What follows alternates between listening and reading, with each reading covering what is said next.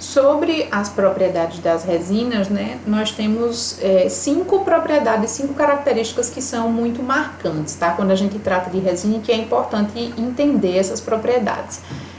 A resistência ao desgaste, a lisura da superfície, né, já falamos um pouco disso anteriormente, a contração de polimerização, a infiltração marginal e a estabilidade de cor. Então, detalhando cada uma dessas propriedades, né, vamos começar falando sobre a resistência ao desgaste. A resistência ao desgaste, gente, com o aperfeiçoamento das resinas, com a tecnologia, né, avançando nesse campo, nessa área, nós temos resinas que são cada vez mais resistentes ao desgaste. Mas, ainda assim, quando a gente compara com a amálgama, por exemplo, a resina é um material que sofre mais desgaste ao longo do tempo. Ilana, mas desgasta quanto? Desgasta muito ou desgasta pouco, tá? Existem estudos clínicos que mostram que uma resina, tá? Ela vai desgastar ao longo de 10 anos, a gente tá falando de 10 anos, um longo tempo, 0,2 milímetros a mais do que o esmalte dentário, ou seja, ao longo do tempo, o próprio esmalte também sofre desgaste, tá? Porque a gente mastiga, né? Nós mastigamos várias vezes ao dia, todos os dias da nossa vida. Então, o esmalte por si só, ele também vai sofrer um desgaste, é normal. E a resina, que é um material, né, restaurador em substituição à estrutura dentária, não poderia ser diferente, tá? Então, a resina também vai sofrer esse desgaste, só que ela sofre um desgaste um pouco maior do que o esmalte, que é zero, a gente fala que é aproximadamente 0,2 milímetros a mais do que o esmalte. Então, nessa foto micrografia aqui, essa estrutura aqui é uma parte da estrutura dentária, certo? Isso é a face superior de um dente. Então, eu tenho isso aqui que é dente, isso aqui que é dente, e essa parte aqui do meio, olha, que é resina, certo? Então, a gente pode ver aqui que a resina, ela desgastou mais do que a estrutura dentária, tá? Isso aqui também é uma visão microscópica, um aumento muito, muito grande. Então, eu vejo que a resina, ela desgastou mais do que o esmalte, tá? E com o aperfeiçoamento desses materiais, né, esse desgaste ele tem sido cada vez menos evidente, a resina ela tem se tornado cada vez mais resistente à medida que elas são aperfeiçoadas, tá?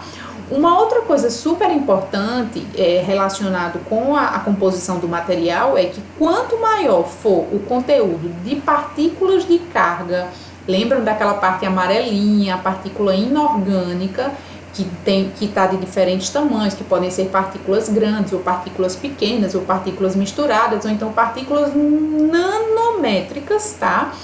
Quanto maior for a quantidade dessas partículas de carga, maior é a resina. Não pode confundir com quanto maior for a carga. Cargas grandes não quer dizer que a resina seja extremamente resistente ao desgaste, elas são resistentes, tá? Mas é mais importante ter maior quantidade de carga do que cargas muito grandes, tá? Então, quanto maior for o conteúdo de carga, maior vai ser a sua resistência, certo? Com relação à lisura superficial, o que é que nós temos, tá? As resinas, elas também a tecnologia aperfeiçoou esse material de maneira que elas proporcionem uma lisura muito boa, principalmente quando a gente está falando de restauração de dente anterior, tá?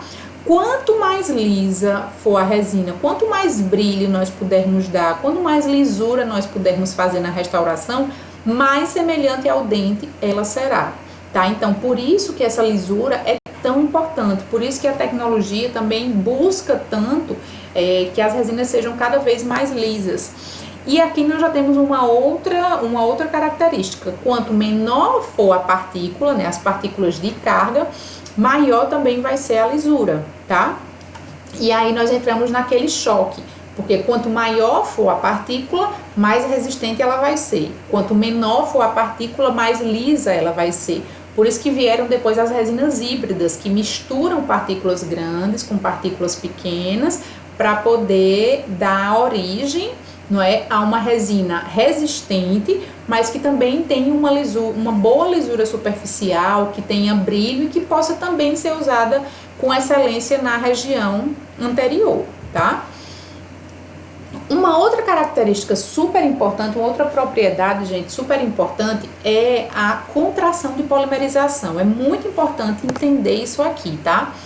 Imagine que esses quadradinhos azuis, eles são as partículas de carga. Eles são aquelas partículas de carga amarelinhas lá que eu mostrei num desenho no início, né?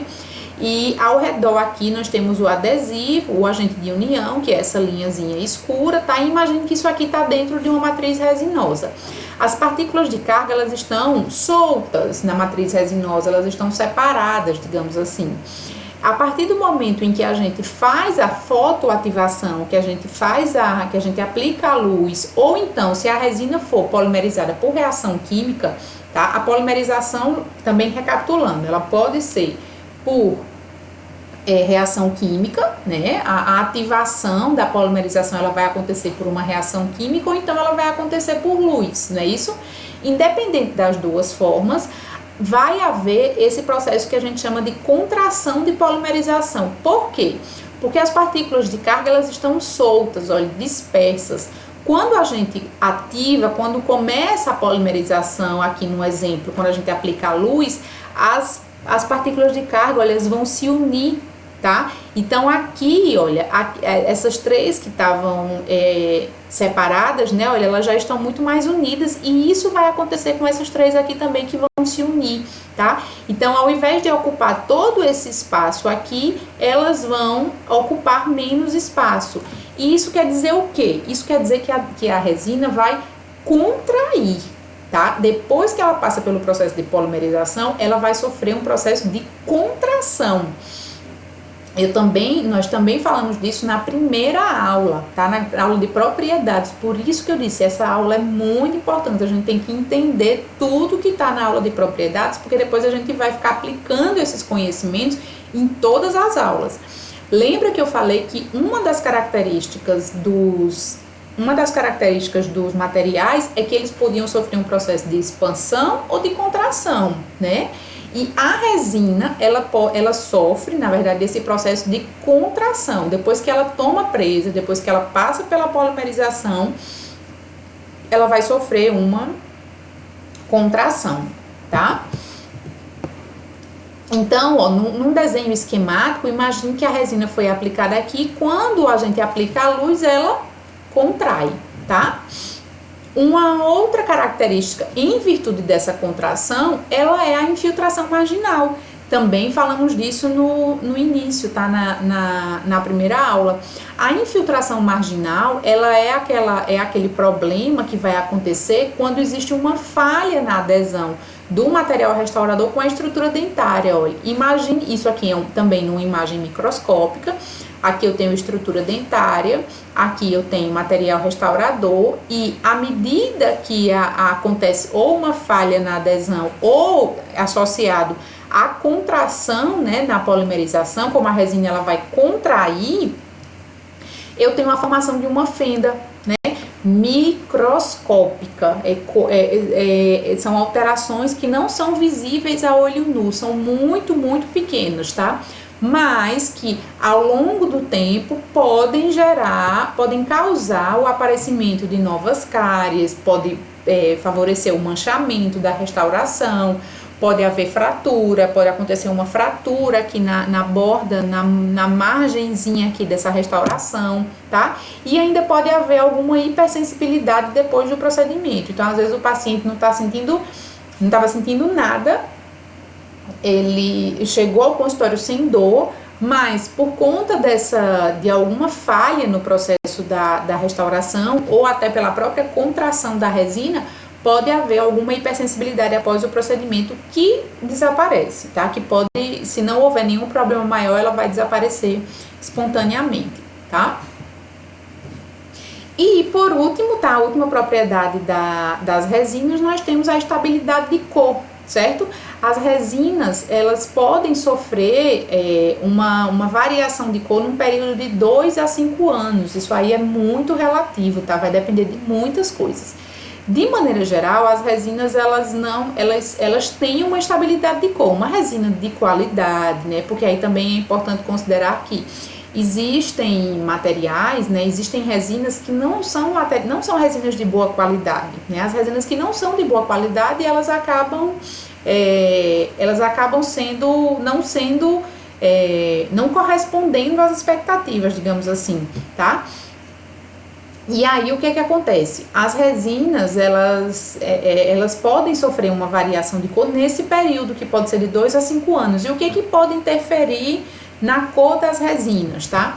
Alimentos, bebidas, as pessoas que fumam, certo? Tudo isso pode interferir na cor da resina. Então, às vezes na hora que eu faço a restauração, eu vejo que a resina tá lá com uma cor muito boa, ficou muito parecida com o dente, mas depois a gente nota que ela começa a manchar, tá? As bordas dela mancham. E a própria restauração, olha aqui no meio, eu tenho uma alteração da cor do material, certo? Isso pode acontecer dependendo da alimentação e de bebidas e de outras coisas que a pessoa consome com frequência, tá? Cigarro mancha com frequência, mancha os dentes, inclusive mancha a resina. Alimentos, refrigerantes, né? Aqueles alimentos com muitos corantes, né? Molhos, enfim, normalmente são alimentos que podem interferir na cor da resina. E quando a resina é de uma qualidade não tão boa, essa mudança de cor acontece ainda com mais rapidez, tá?